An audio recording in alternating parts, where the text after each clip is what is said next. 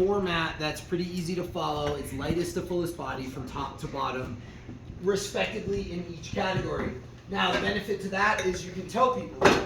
The other thing is I am going to actually, who's that? Is that you? Yeah. I am actually going to put a little note on the first page.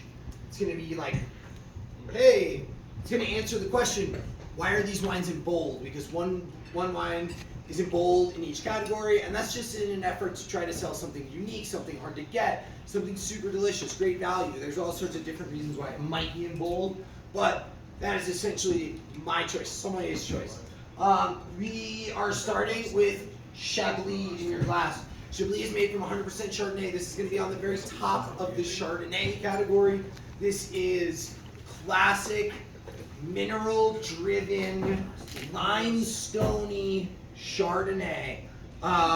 Flavor-wise, I mean, I try not to talk about what fruit I get, but the classic fruits that you're going to get from something like this, you're going to get a tart green apple, you're going to get lemon, like maybe lemon zest or lime zest, some great citrus fruit.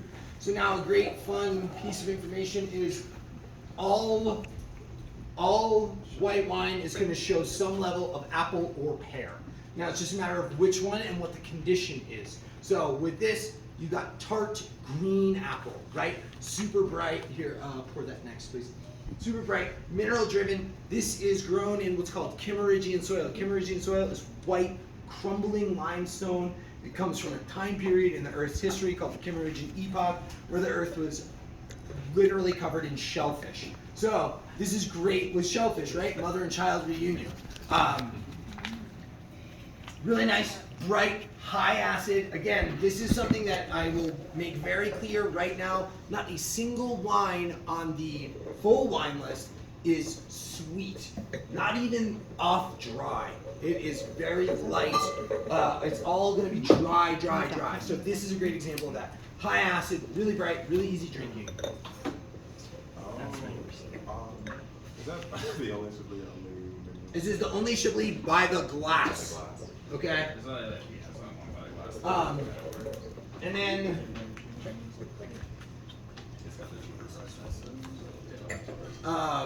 then sorry, Creep.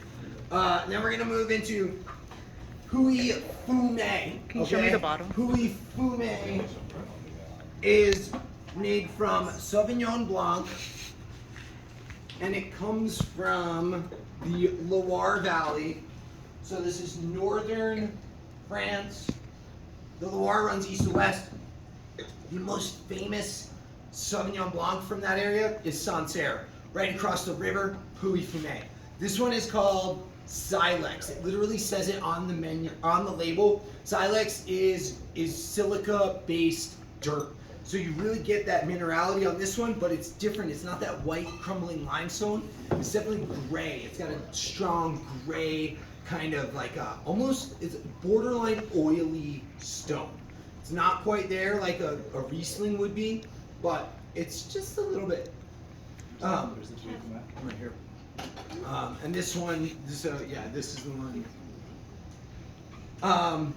Flavor-wise, there's much riper fruit notes. I find that this is going to show something more like a little bit more tropical fruit than those tart apple notes. So further south than Chablis, right? So a little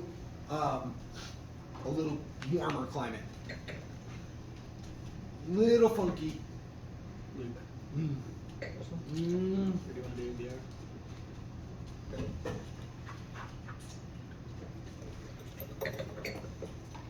Definitely a little bit of that oily note, a little bit of like that petrol-y. That's what the grape's called, is Puy Fume? Puy Fume. No, the grape's called Sauvignon Blanc. Oh, okay. Yeah. So Can you this show me will the bottle? be the Sauv Blanc by the glass. I might pull another one. I might pull like a New World from somewhere, just for the hell of it, to kind of bring like more fruit to the fold. But I think this wine that Kevin's coming around with right now is definitely going to bring a lot more fruit to the flavors. That's 100% Sauv Blanc. This is Luigi Baldana Dragon. This is a white blend. This has a lot of grapes in it. This has, I don't know if it's broken down on here anymore. I think it is. No. This is Sauvignon Blanc, Chardonnay, Riesling, and there's one more grape in there. No, it's Italian. There's one more white grape in there, but it's a white blend. Sauv Blanc, Chardonnay, Riesling. So you get fruit components from the first two. You get minerality and high acid from the Riesling, right? Riesling is typically 99% of the world's Riesling is vinified to bone dry. It's really high acid. It's got that mouth-watering sensation. You feel it right here. But the fruit component on this, a little brighter. And I love this wine. This is kind of like a little hidden gem. This is from the Piedmont, so northwest Italy. Not famous for their white wines, right? They're famous for Barolo and Barbaresco and Nebbiolo-based wines. So, thanks, Matt. This has got like a little, there's like a little green melony note on this for sure. Like we're getting a little bit more riper fruit components coming out of this one. Really, really nice. So it's interesting, right? It says Luigi Baudana on the top, but it says GD Vara on the bottom. So it's Baudana's recipe. Baudana's dead. Vara's the winemaker. Again, high acid, bright, easy drinking, but a little fuller, a little bolder in the fruit component. So again, it's a hard juxtaposition to describe ripe fruit without describing sweetness. Because once you talk about ripe fruit, the immediate thought is that wine's going to be sweet. None of the wines are sweet. They just show this ripe melon note in the flavor profile. Chardonnay next. For the Fume and this one, what are some good dish recommendations? So for the Fume, great recommendations would be light fare, like scallops, trout. And again, when you're talking about these high acid wines, a great thing to know is like acid and fat really love each other. They play off of each other because texturally, acid is kind of dry on the palate, makes you salivate, but fat coats the mouth. So, really nice. This one is gonna like, once you start selling this one, you'll get your words, you'll get your shtick down about it. But it's really cool. It's a little bit off the beaten path. So I actually bought this wine on DI, which means it was still in Italy when I committed to buying it. But we've had it year in and year out.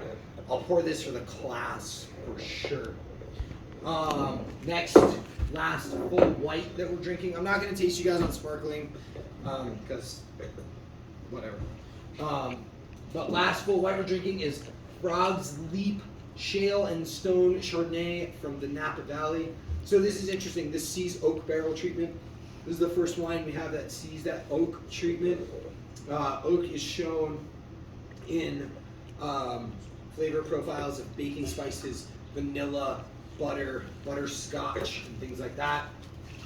I get a little bit more of like a cooked apple out of this, like a baked apple pie is a great example. And this is really light, like their oak touch is significantly lighter on this than some of the other wines that we're gonna show on the menu on the bottle list. Now, the benefit to that is we're gonna get people on bottles because our clientele in particular enjoys those fuller bodied American oaked Chardonnays. This is the one we serve by the glass, American Chardonnay. And then lastly, we're gonna drink some Rosado in this category. Will you start pulling corks from the reds, please? Yeah. Okay. So Iopa Rosé. This is again an Italian white, red. It comes from red grapes, right? This comes from 100% Nebbiolo. Well, maybe not 100, but it's Nebbiolo on the label, so that means it's got to be at least 85%. And that's just semantics. You don't have to have that conversation with your guests. But this is going to show a lot of these really classic rosé flavor profiles of a ripe strawberry, some of these Can you show me the fuller red fruits, ripe raspberry. It's got a ton of strawberry on the nose. Did you get some in there? Alex? Yeah. A ton of strawberry on the nose, a little bit of like watermelony for sure, which I think is kind of cool. This is definitely something that, you know, people stray away from in the wintertime, but I wanted to keep it on. We've got enough bottles to keep it on to see how it moves, but rosé is a great place to bridge kind of somebody who's willing to drink cold wine with their steak or something like that, because in all reality, these are red grapes. These are all red grapes. They just don't see skin contact for the amount of time that the red wines do. Really nice, but there's good minerality as soon as you get this one on the palate, which is awesome. This is what we're shooting for. It's like that nice, dry minerality. But on the nose, you get beautiful, ripe red fruits, ripe raspberry, ripe strawberry.